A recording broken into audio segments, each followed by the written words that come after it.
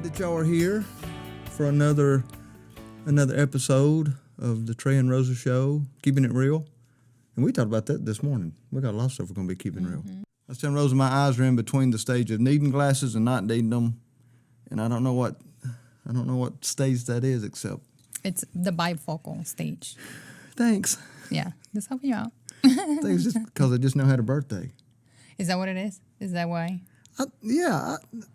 I really feel like when you turn, well, I'll help you out.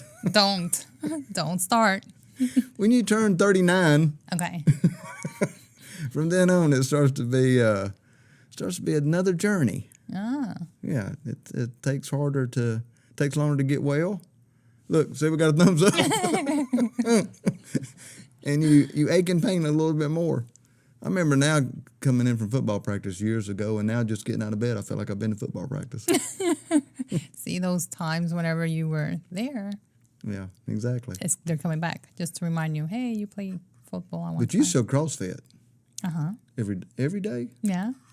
Or 3 times a day? I go usually 3 to 4 times a week. This is a CrossFit machine. No, not like that. Whatever. I mean, any of y'all do CrossFit? I'm sure there's a lot of people out there enjoying. I mean, that's like military Training, yeah. It's fun. I do it more for the fun. I watched a couple of videos. I mean, the clinking jerks that y'all do, and I mean, some serious stuff that's like, wow. We used to do that when we was powerlifting. So, yeah, it's pretty cool. Enjoy it. Well, how was your week? It's been pretty good. How about yours? It's good. I'm still dealing with my insurance company. Oh, you're still doing on the that. truck stuff. Ugh. Which is kind of been back and forth. But how was the real estate world this week? Real estate has been pretty good this week. I guess a lot of people are out of town enjoying the summer and, the heat. Yeah. So it's been a little slow, but I can say it's my fault. But I do have some clients that I'm working with, so I'll pick up. Fayetteville's the only town you've ever worked in real estate, right? Yes. I'm actually licensed for North Carolina and South Carolina, but I just sell here. I'm familiar with this market. So you are used to the military turnover, yeah. Which means it's the best because we're constantly getting business from people that are coming in, from people that are leaving, people that are renting so there's always business. Do you have people that you have sold more than one home to? Oh, yes, I have. I work a lot of investors because I specialize in selling foreclosures. So I sell a lot of homes to investors. I actually have one client right now that this year she's probably purchased about 10 properties from me to invest on and resell and flip and use as rentals. So okay, what about customers that bought a home, got deployed, come back and bought another one from you? Yes, I've had that. Usually what they do is they'll rent out the home that they're living in, and then when they get back, they'll just buy another one instead of moving back into it. So it's good. I mean, when I was doing weddings here, just because of military town, I was shooting some weddings on Thursday, Friday, and Saturday and Sunday, but twice I had the same bride call me. That's an interesting one. It's not like real estate. Hey, I need some more pictures done. And I'm thinking, oh, cool, we got a baby on the way. And I said, yeah, we got a baby on the way. She said, well, yeah, but he weighs 165 pounds. I said, wow, so this is wedding number 2. And I've done that twice. I've shot the same person's wedding 2 different times. When they get divorced partners. And get married again, yeah.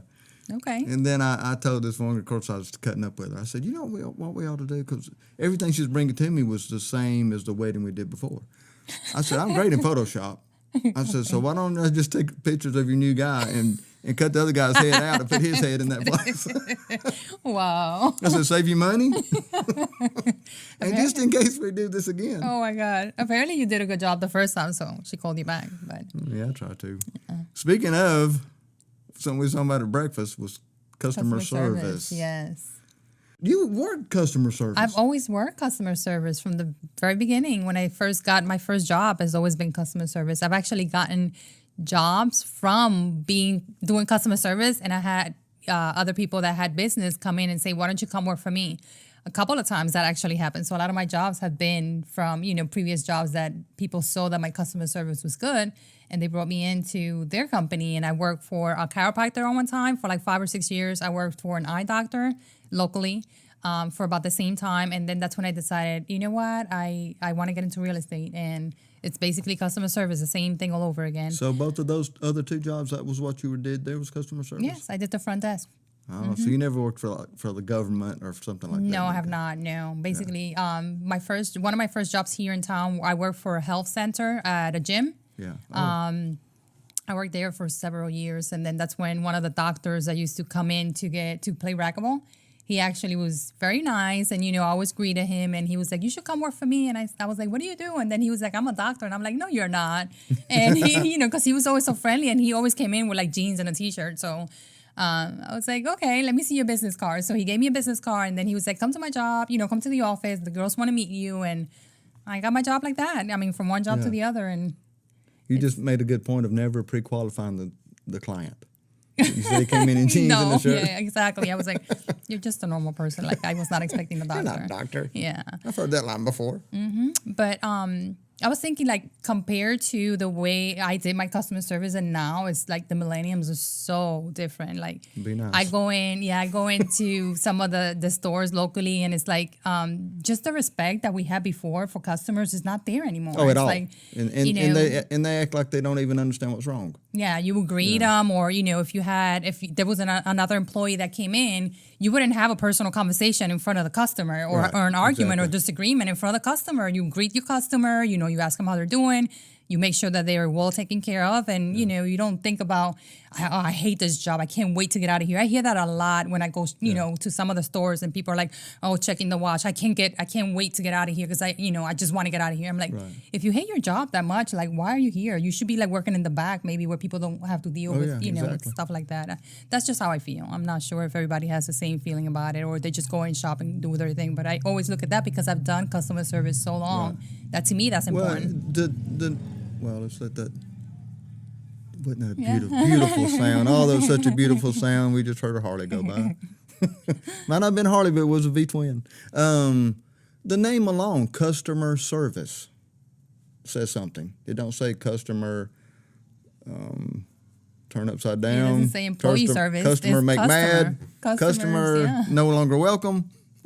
Customer's going to lose. Yeah. Yeah, I mean, yes, you're exactly right. Have you had any experience? I mean, it's funny you talked about it because Jim Gaffigan, the guy that I love watching, comedian, he said the other day on one of the shows that I was watching, he said, customer service has got horrible. He said, now you don't even want to ask for an extra packet of ketchup.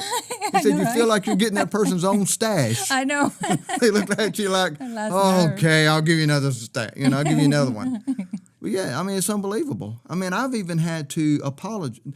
This last week, I've had to apologize to the insurance company that I'm dealing with on behalf of them. I even told the young lady, I said, "Ma'am, I understand that you have to listen to this stuff every single day." I said, "But it is not my responsibility to benefit the insurance company." That is true. And they kept on, like I'm causing them trouble. I mean, gracious, they ought to be going over backwards trying to make sure that everything's okay. In fact, I think I told you about them saying, "Well, we're going to give you till Wednesday, to get everything straight like you want it and then submit it." I said, "Hold on a second." I said, "So Wednesday's the deadline?" And she said, "Yes, sir." I said, "Then you need to tell everybody in your team, everybody that's in that room, that Wednesday is the deadline, and by Wednesday, we need to make Mr. Edwards happy." Oh. Not Mr. Edwards has a deadline for y'all. Yeah. I said, you got this whole thing backwards. And it's a shame that's even a topic to acknowledge. I mean, I just can't get over how people are just so backwards these days, and they feel like that you're infringing on them by them trying to help you. Yes. I mean, and they're getting paid. This is their job. You're getting paid to do this, make sure the customer is well taken care of, because eventually, if you do a good job, guess what? You're going to end up with that client, and they're going to come to you and they're going to say, you were not even, you weren't even my insurance company. Bingo. But you did such an amazing job that I want to work with you. Exactly. And I told that lady what you just said. I told her, I said, "Ma'am," I said, with social media being so big these days, I said, you're missing a great opportunity for me to tell all the people that I've friends with, all the people that I know on social media that, man, this company is awesome. Exactly. They helped me. They helped me get my stuff done. I said, but now you're going to make me go backwards. Mm-hmm. So after that, they kind of started, redirecting a few things. But it's a shame you have to threaten somebody, or act like you're going to hurt their reputation to get them to do things the right way. To do their job.